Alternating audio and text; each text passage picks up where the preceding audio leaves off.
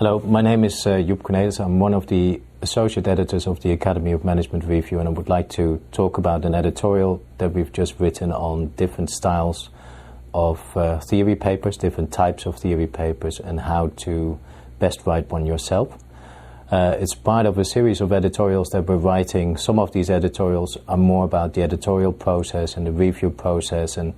how to do a developmental review for AMR. There's also a couple of editorials that we've written on how to think about writing a theory piece, what aspects of writing you should look at, how best to frame your contribution, and this particular editorial is in that series, and it's about these different styles or types of papers and what to look out for and what to do in order to make sure that your paper stands a good chance of getting through the review process.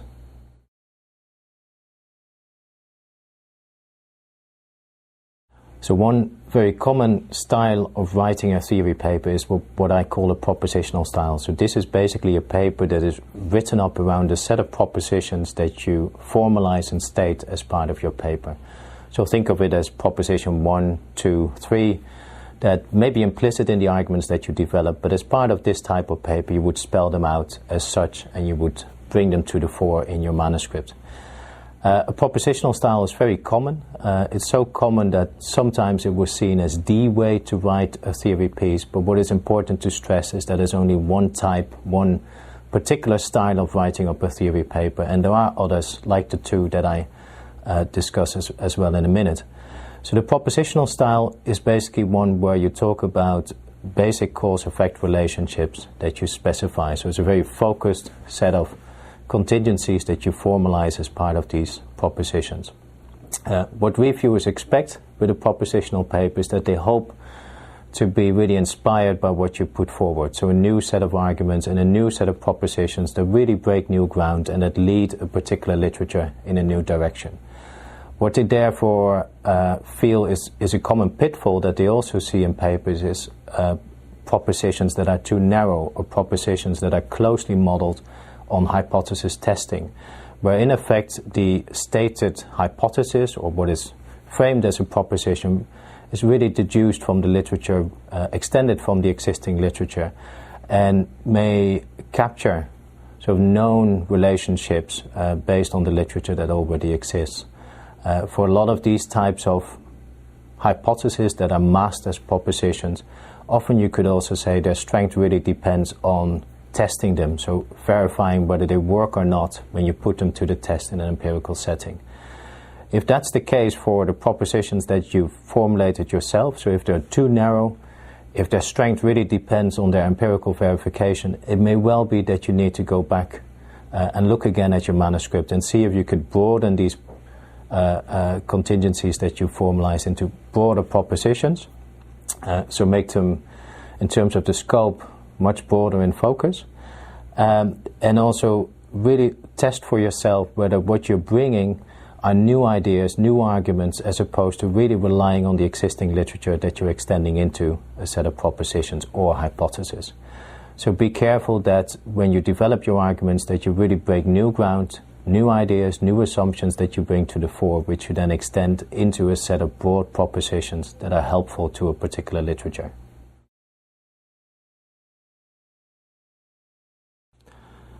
The second common style that is frequently submitted to AMR is a narrative or process-based theory paper where the author effectively sketches or formulates a particular process model with a set of sequences and steps leading to a particular outcome that he or she or they would like to explain. With a process model, it's really the focus is on the outcome, in effect the plot that you would like to explain, and where you come up with a storyline, a sequence of steps towards that outcome. So a process model is less sort of broken down into separate propositions as the propositional form, as it's more a general storyline or a general mechanism that describes the sequence or the move through a set of phases towards that particular outcome. It's a very common style of theorizing. What reviewers like about it is that it obviously brings time and process and context into the theorizing, but at the same time what they ask for in that respect is that the whole sequence of steps is clearly spelled out and particularly also the underlying mechanism that leads from the one to the next phase, to the subsequent phase, and towards the outcome that you ultimately want to explain. If that set of mechanisms isn't clearly specified, so in a sense the process model is too descriptive, so the different stages are labeled, described, given enough detail, but then the underlying mechanism or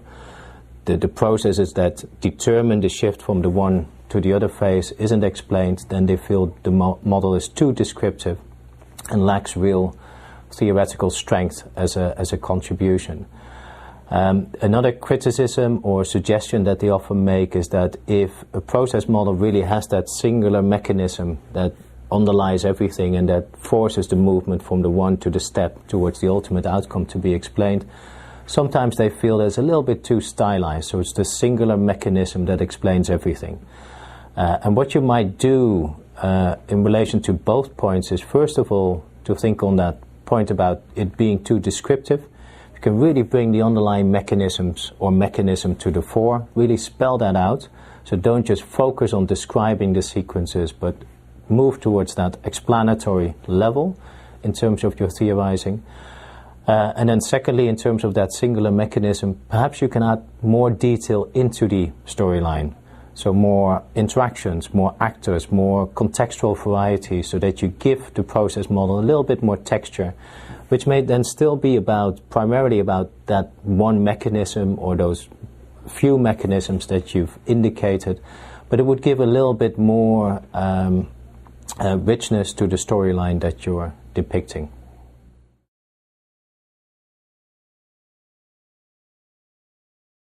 A third style of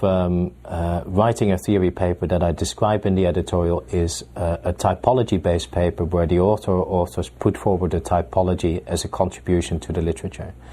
With a typology, you're obviously bringing multiple dimensions together to flesh out a new set of constructs or potentially a new set of process or propositions process explanation or propositions that you put forward. What is interesting about the typology is that obviously it could help you generate new constructs, build new theory effectively, and also have a degree of complexity that maybe the two other styles don't always have that much in comparison. What reviewers would like to see with a typology is that they really would like it to be having a theoretical strength and currency, rather than just being very descriptive in terms of being just a categorization of firms that we could observe or industries that we could think of or any particular type of empirical settings that you could classify in a particular way. So they're very clear that they would like a typology to be not just a shorthand for the empirical world out there, a reference to whatever classes or categories of empirical phenomena you could observe. Another thing that they also don't think should be in a typology paper in terms of it being a paper towards a theoretical contribution, they don't want it to be one that is really about classifying the existing literature and grouping the literature into a set of categories and then suggesting that that's a typology that makes an important contribution.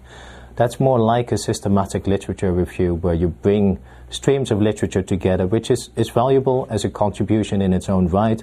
but is not the type of typology that would be the basis for a theoretical contribution. So in order to avoid both common pitfalls with papers that are submitted to AMR,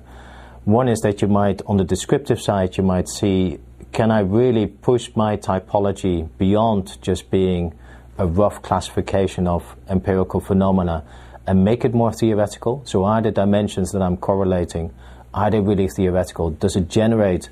in terms of the cells that make up your typology, new constructs, new process explanations, new propositions?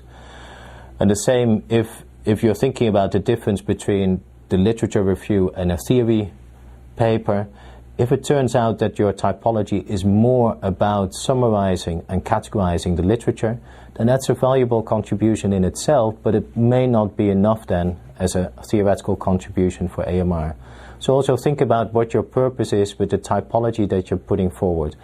If it is clearly a theoretical typology and it has that theoretical contribution that comes out of it, then it might be a submission to AMR. If it's more descriptive,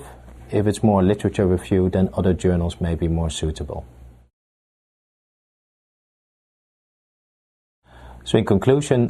these are 3 of the most common styles that authors use when they write up their paper for AMR, and they're also amongst the most common styles that we see for papers that are published in the journal. So think about these styles as options that you can use, as effectively different languages that you could use to craft your own paper in, see which one best fits to form your ideas into a clear line of argument,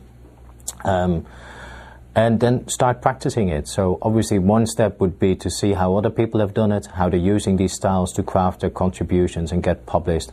But that's one step, but ultimately you will have to practice, and you would have to develop your own skills in using each of these forms for your own papers.